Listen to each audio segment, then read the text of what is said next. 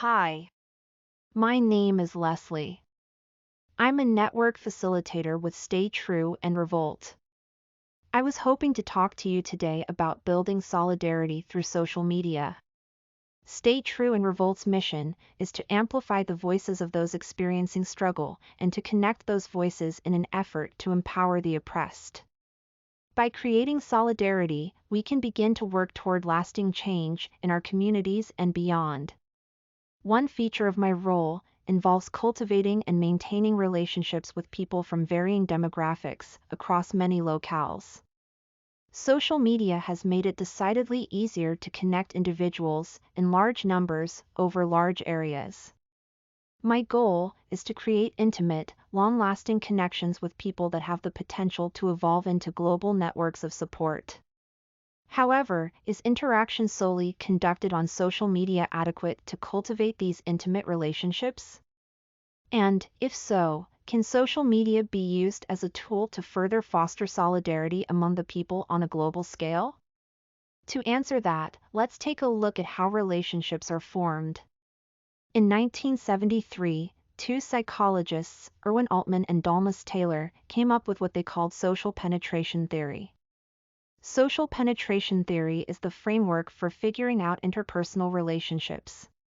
Specifically, the beginning of relationships, the formative stages, and how exchanges in information cause the possible progression of the relationships, the maintenance. Altman and Taylor felt the most important element in the progression of relationships is self-disclosure. Self-disclosure is the revealing of personal information to another person, or any message about oneself that we communicate to another person. Self-disclosing is a way for us to show ourselves to other people, and a way for us to relay our needs in hopes of having them met. We self-disclose by sharing thoughts, feelings, and experiences. These exchanges of information create the potential to find common ground, which, in turn, can lead to fostering trust, self-esteem, and overall satisfaction with the relationship. The combination of these results equate into positive rewards as the relationship progresses. As we continue to receive these rewards, we start to increase the breadth and depth of our disclosures. Breadth refers to the number of subjects we choose to speak on.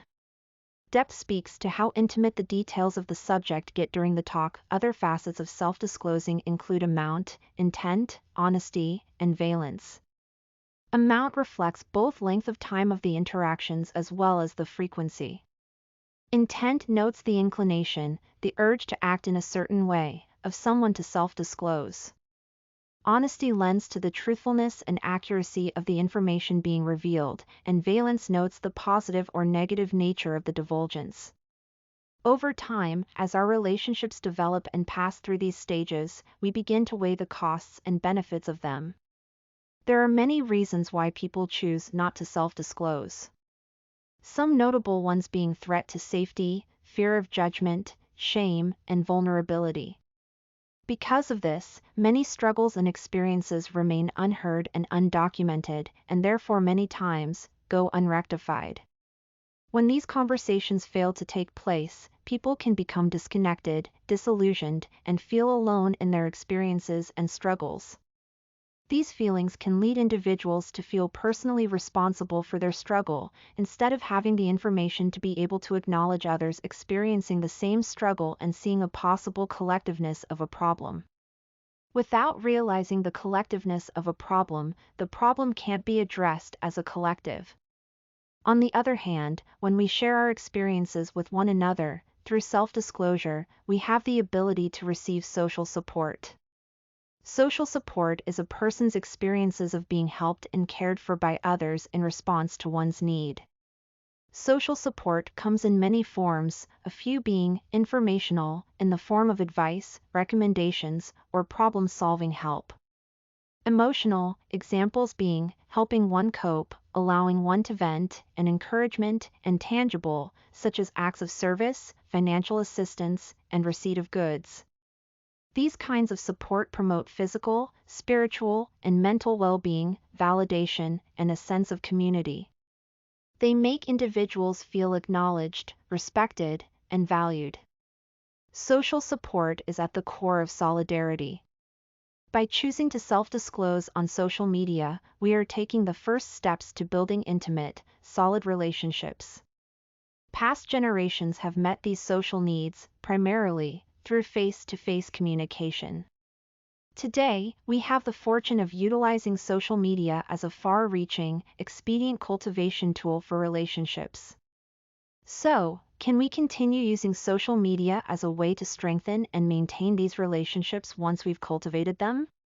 When referencing LinkedIn's 4 rules of successful networking, we can easily see the correlation to building and maintaining solidarity on social media to what we've learned about social penetration theory. The first rule: push past the fear of awkwardness. Be willing to increase the breadth, depth, and honesty in your exchanges. Show yourself to others. Allow yourself to be vulnerable. Engage in frequent updates of your experiences. The second, be open to connect with people who are different from you.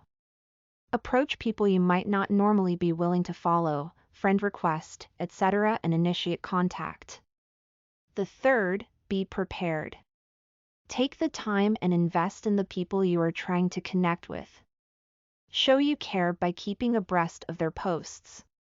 While liking and sharing posts is a good start, acknowledging someone's areas of need, asking questions, and sharing ideas for resolution helps show you care about others and their well-being. And lastly, continue the cycle of giving. Offer help tailored on the information disclosed in the exchange.